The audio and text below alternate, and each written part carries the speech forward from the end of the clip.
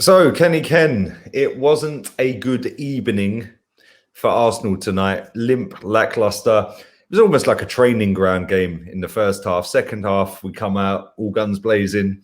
Couple of chances Pepe put wide. Smith Rowe probably should have scored.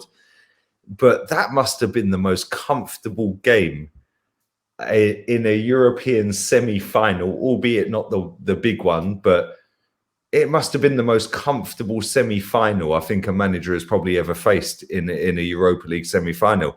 It was limp. What did you make of that overall, mate? Over 180 minutes, the better side is going to be going to Gdansk. There's no doubt about it. The theme of all the European semi-finals was the teams that have covered the most distances, or shall we say, miles on a football pitch, has got through to the final deservedly so. Man United, Man City, and Chelsea deserving in the final. They ran their semi-final opponents after 180 minutes. Man United outran Roma. We got outran by Villarreal. Again, we've been saying it all season. Handbrake on, handbrake off. First game, the damage was done last week in like I said in Catalonia when we played with a false number 9. They got the front foot. We made mistakes. They were battering us. A lot of Arsenal fans comically slagged off Emery, said that's why we sacked him and he's let us back in the tie. Never going to happen, man.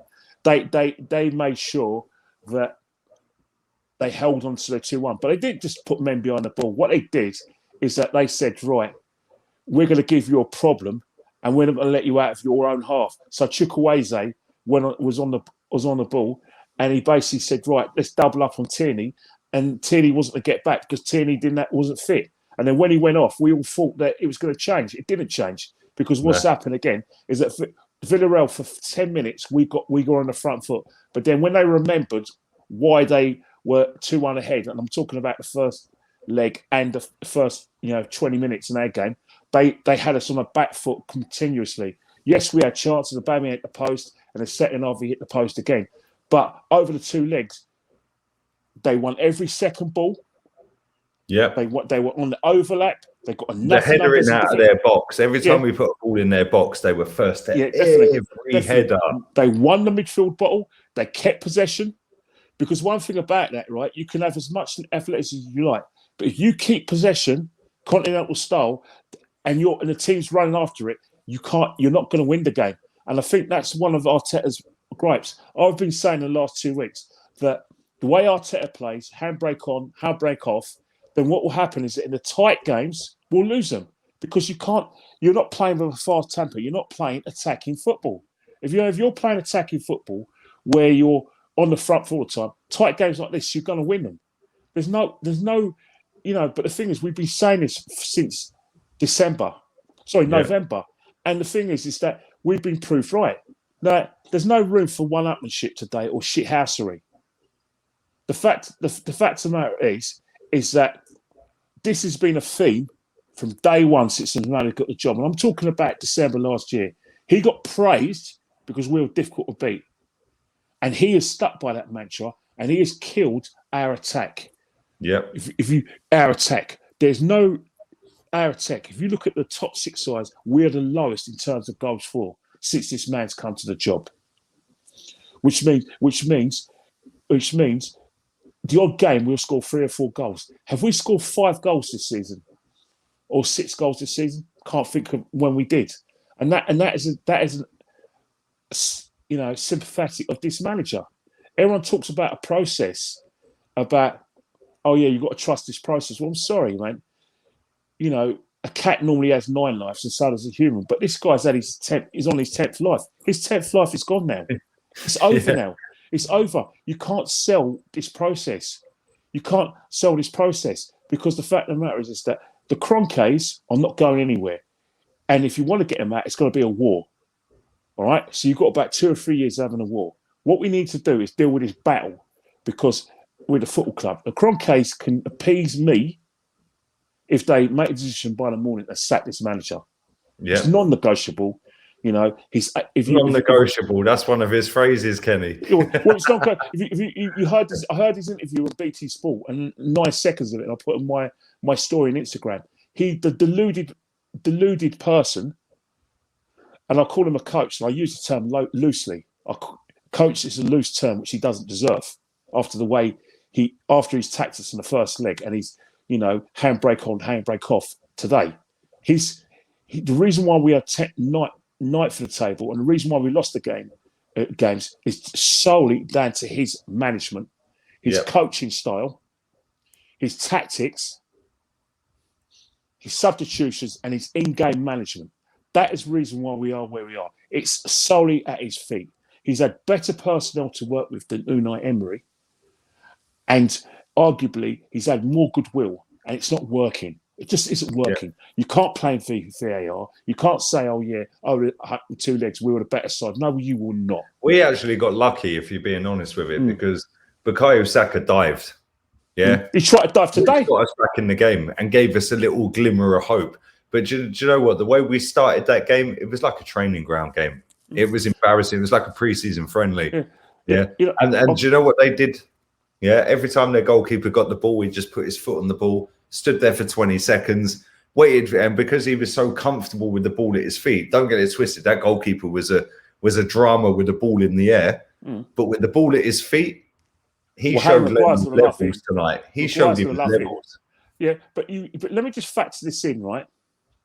There's a reason why Chelsea and Man City in the semi-final, in the final Champions League. Everyone talks about oil money, state money. They don't know where they are born. First thing Chelsea did when they got to when Abramovich took over is go and update their training ground. I've played on there in youth football, Hayes and Harlington. I played there for my university. It's a shithole. Cobham gets Peter Kenyon. Gets the best people behind the scenes, Gwyneth Skyer, and it's filmed today. The academy at Chelsea is the best in the country. And you go Man City, Carrington, their training ground and their academy is one of the best in the world. Their women's teams, Chelsea and Man City, are now levels above Arsenal. So it's not just the men's, the women's. And we go on about Hale End. Let me tell you something. For every success story you have at Hale End, I could tell you about. There's probably about 10 players each in Chelsea and Man City's academies, levels above us. And then let's factor this in: the rivals that we laugh at, Tottenham Hotspur, sacked their manager a week before the cup final. Why did they? Because guess what? It wasn't good enough. They're talking about getting big managers in. We stuck with this man. We laugh and joke with them, and they say, "Excuse me, we're going a different level. We don't want to finish above you or get in the top four. We want to win the leagues." That's the ambitions. Tottenham Hotspur are killing us off the field in terms of like the stadium, money they're taking in, and the advertising infrastructure. And they're even on the pitch, they're in abysmal, but they're still levels above us. Above us in the table. And they don't even want to be above us the table. They're doing their best to F it up. Yeah. And that's the thing. It's mad. It's mad. But we're deluded. Arsenal fans are deluded. Arsenal fans 100%. Are deluded. Mate, we used to clap for the NHS, Kenny, yeah? We used to clap for the NHS on a Thursday, yeah? Tonight we're clapping for a dead baller. One more thing, because I know you've got other people go. All these people who the fan base look up to, I'm talking pundits across the TV station and radio stations, and the big accounts on social media have done the fans a disservice. They've peddled this lie for too long, and they've been allowed to do that, and they've been allowed to control the fan base.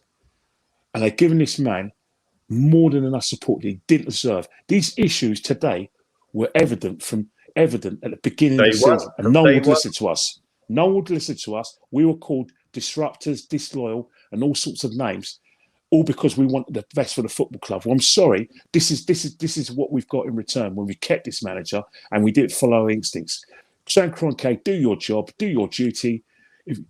Sack this manager. That is your job, to put the football club first and make sure results go the way the football club's at. And this manager is only going to take us even worse. You haven't seen anything yet with this manager if he stays.